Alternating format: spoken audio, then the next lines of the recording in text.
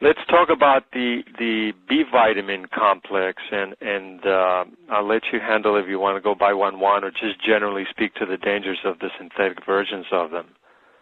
Okay, well, I don't know if we had an opportunity so far in this series to talk about the B synthetics and how they're made, and we talked, I think, about coal tar.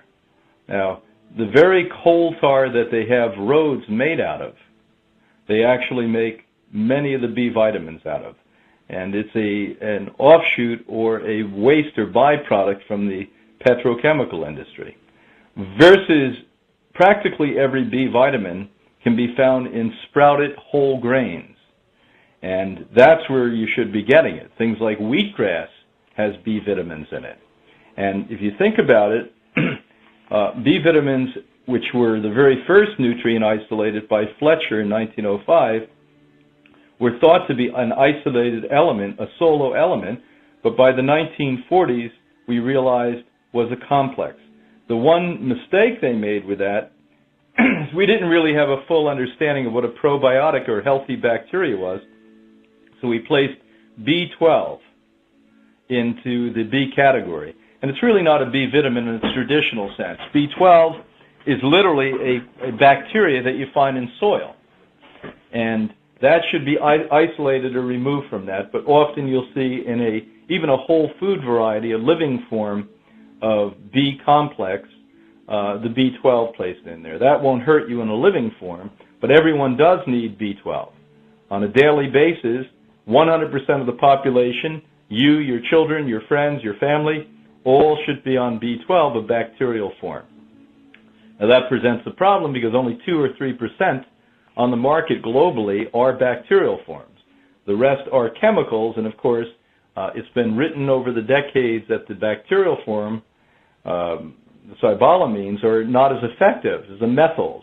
And the truth of the matter is, why they tell you that is because the methyls are produced by the chemical industry, and they want to sell it to you. And so watch yourself on that one. It's extremely important to understand that. Now, to top it all off, what the B vitamins do if you don't have them is that you're going to end up with a nervous system problem.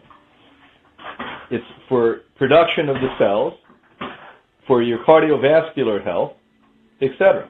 If you're taking the synthetic forms of these, they are so dangerous for the very things that they help.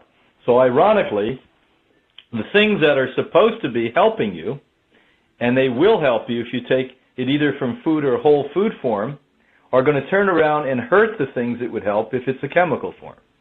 Now, that should make sense to you if you want to understand reverse order or mathematical disparity, where basically on one end of the pole and the other end of the pole, you have opposite results. And that's what you see with a lot of these chemical supplementations. You see things as an example that when they fortify breads, and then they look at the population of people who eat the fortified breads, there's a much higher incidence in heart attacks and strokes with those people. And when I was a boy growing up, we had a bread called Wonder Bread, and now I wonder why they even called it a bread. And basically it was a big giant loaf of white fluffy powder that they put together like a glue, and basically it was all fortified, 100% fortified with chemical supplements. And when you start to look at these things, you start to say, my God, how did they ever mislead us to a point where we started to think that something that was neutral and neutered like that was a natural thing to eat?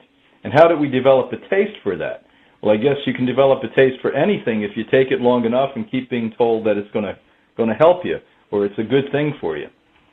So the B vitamins are very, very important. Folic acid, that became a big hit, as you recall, about 10 years ago. And what we found is birth defects from folic acid. The research we've done here on B12, you lose memory. You can increase Alzheimer's disease if you don't have the B12. And if you have, for instance, biotin, biotin is so essentially important where we see it helps to create strong hair and nails and skin. And a lot of people out there who have, dry hair and split hair, etc., you have a biotin deficiency. And you start to look at things like B5. And B5 is a cofactor to make other nutrients in the body work. And one of the things that is lacking if you don't have enough of B5 is cholesterol regulation. So every once in a while we may see even a person who's a vegan who isn't eating animal fat or isn't eating coconut oil and making their cholesterol go up, but they still have a higher cholesterol. Almost 100% of the time I supplement them with a whole food variety of B6, or in most cases get them to eat more of a particular form of sprouted grain, and we end up with broccoli sprouts in their diet and sprouted sweet potatoes and all the cabbage sprouts, etc. And practically overnight all those problems go away. Niacin about 20 years ago was a nutrient that they were shining the light on. And again, every 3 years or so they put a new superstar up to sell it to you, to get it into the consciousness of the public, as vitamin D is right now. And if you see, for instance, a deficiency in niacin, circulatory activity doesn't happen. Also, a lot of people who have niacin deficiencies don't have any appetite. Their digestion is impaired. They can't feel senses. The end of their toes or feet or fingers, or even hearing is impaired if you don't have enough niacin. So these are all very, very important, but again, most of us can get it from consuming sprouted grains. And then, of course, if we're under a lot of stress, which most people are today, you want to find a whole food variety of these complex. Everyone out there, B12 is a necessity.